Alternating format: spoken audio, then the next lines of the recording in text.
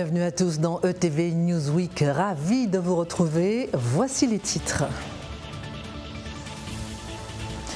Cette carte témoigne de la forte présence de chlordécone dans le sud Basse-Terre. Information exclusive ETV.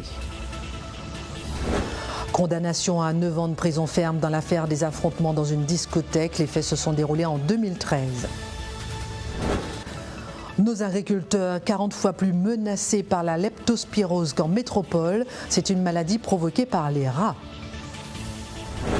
Pour vous, c'est quoi le bonheur? ETV a enquêté pendant 4 mois en Guadeloupe comme en Martinique.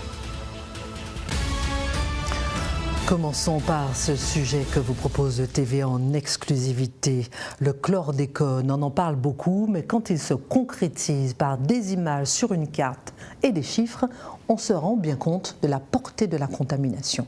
Le sud Basse-Terre est très atteint. Voici les explications de Marius Mathieu. Sur ces images aériennes du sud de Basse-Terre, le mal semble invisible. Cette région est pourtant la plus contaminée de l'archipel par le chlordécone. Ici, 80 000 personnes vivraient sur des terres contaminées par le pesticide et en Guadeloupe, 6 940 hectares de surface agricole encore en usage sont situés sur des zones à risque liées à l'historique culturel en banane. Des récentes études sont formelles. Le sud-ouest du département est ravagé par le chlordécone, utilisé ici jusqu'en 1990. La nouvelle carte interactive conçue par la DAF est particulièrement révélatrice. L'objectif en fait de mettre à disposition la cartographie sur la chlordécone, c'est que tout à chacun en Guadeloupe puisse savoir par rapport à l'environnement où il habite, s'il est s'il habite à proximité de terrain ou sur des terres qui sont potentiellement ou contaminées par la chlordécone. On a également donc une carte des risques de contamination des sols par la chlordécone, donc qui est liée en fait à l'historique culturel en banane. Donc cette carte que vous pouvez retrouver pour l'ensemble de la Guadeloupe ou pour chacune des communes. En rouge, effectivement, la probabilité de retrouver la chlordécone sur les terrains concernés est forte, elle est de 90%. La chlordécone effectivement au niveau de la nappe phréatique, donc dans les rivières qui viennent donc des bassins versants, des zones contaminées, et donc on la retrouve dans le milieu marin. Ce qui explique effectivement les interdictions de pêche en rivière qui couvrent l'essentiel de la Basse-Terre aujourd'hui. Les terres contaminées autorisent toutefois les cultures arboricoles qui ne sont pas en lien direct avec la terre, sans risque de contamination. Mais les animaux qui pâturent ici sont tous contaminés. En ingérant des végétaux, l'animal stocke le chlordécone dans la viande et la graisse. Un problème sanitaire identique pour la faune marine qui inquiète les professionnels de la mer. Le chlordécone, c'est que on ne peut plus pêcher. On a une période où il y a beaucoup de langoustes, mais on ne peut pas aller. Donc du coup, ça fait un manque à gagner énorme pour les pêcheurs aussi. Donc le chlordécone, c'est dans la zone, on ne peut pas pêcher. Mais on peut pêcher en dehors de la zone. Mais en dehors de la zone, il n'y a rien. Maintenant, on dit que les baleines ont le chlordécone. Ils restent au large.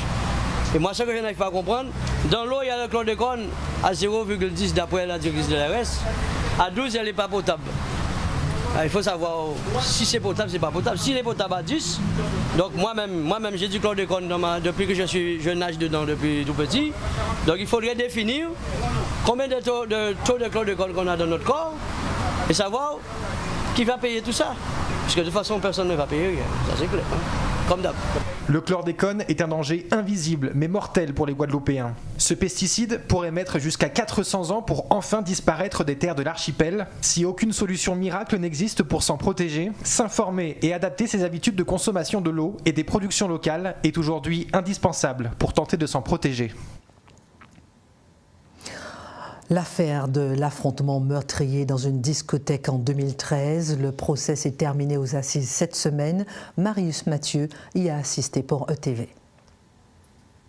Ce procès, c'est la conclusion de cette dramatique nuit du 29 mars 2013. Souvenez-vous, un jeune homme de 20 ans était décédé au gosier à la suite d'une bagarre dans un établissement de nuit. La soirée Nuit Spring Break, une sorte de piscine party à la Vague Rouge, un club aujourd'hui fermé, avait en effet viré au drame. Vers 3h du matin, alors que le club est plein à craquer, l'alcool coule à flot et soudainement, une altercation éclate entre plusieurs jeunes à la suite d'une simple bousculade. Selon les témoins, des bouteilles volent en éclats, des vigiles s'interrogent s'interpose entre les coups qui fusent. C'est alors que Silvio Soreille, la victime, aurait sorti un couteau à cran, mais dans la rixe, il serait tombé au sol et finalement, c'est lui qui sera frappé mortellement au dos avec son propre couteau. Pour l'avocat de la défense de l'auteur du coup mortel, c'est la légitime défense qui primerait pour justifier l'acte. Mais en fait, c'est un procès qui pose le problème de la légitime défense.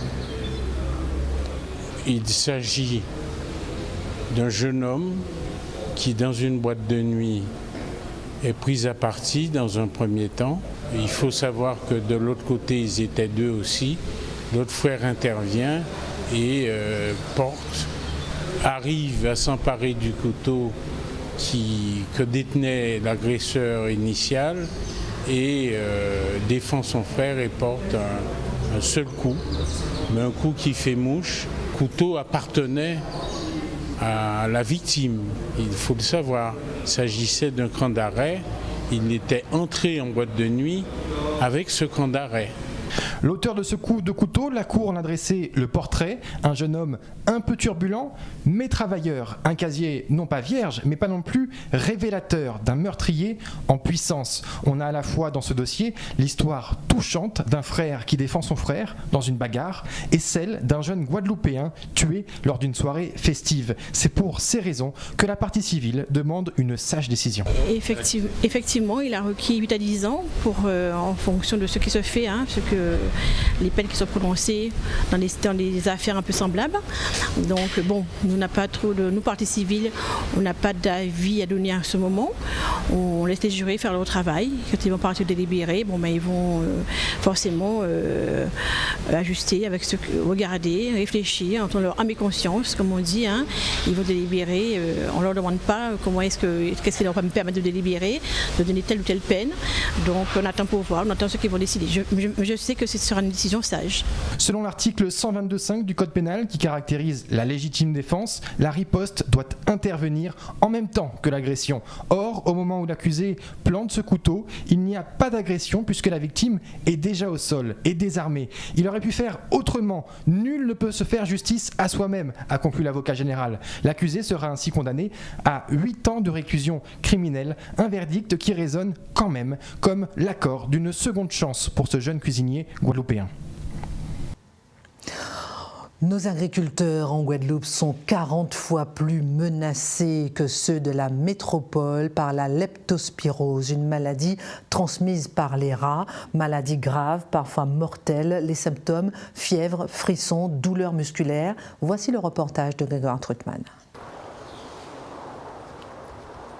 Comme chaque matin, Radji Perianin, agriculteur, rentre dans son hangar pour travailler.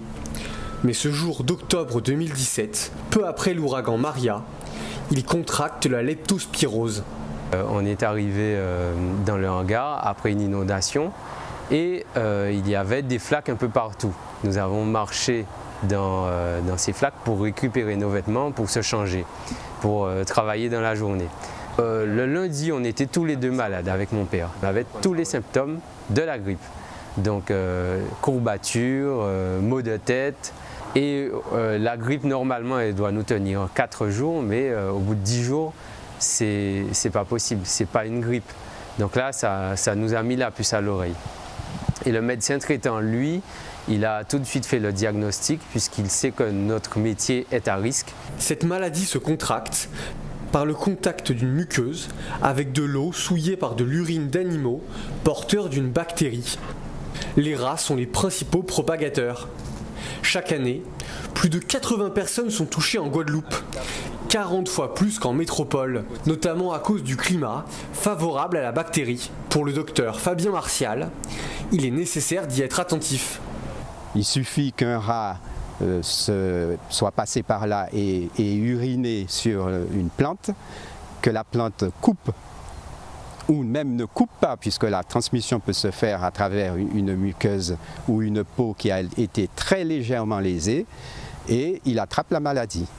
Mais dès qu'on a été en contact avec de l'eau de ruissellement, que ce soit dans la profession ou bien même en loisir, par exemple le canyoning, il faut être très vigilant. Dès qu'on a de la fièvre, aller voir son médecin traitant pour savoir s'il n'y a pas de risque de leptospirose.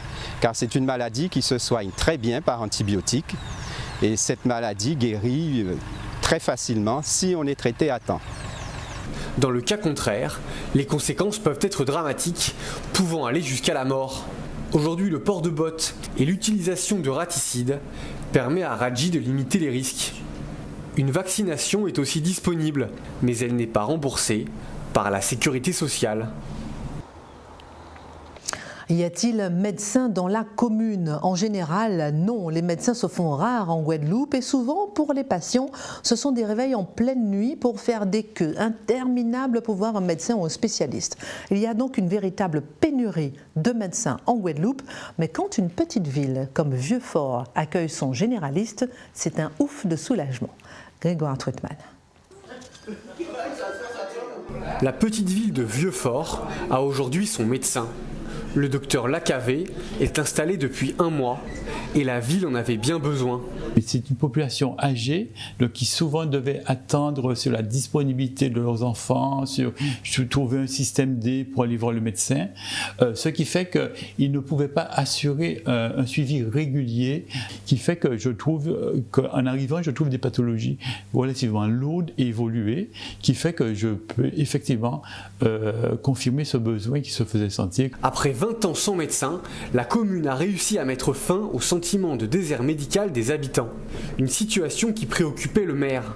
Il a multiplié les appels à installation et a organisé les infrastructures d'accueil. Le premier problème, c'était la mise à disposition d'un local, parce que vu la faiblesse de la population, on se posait la question, est-ce que si un médecin devait louer un local au prix du marché, peut-être que la rentabilité de son cabinet se poserait.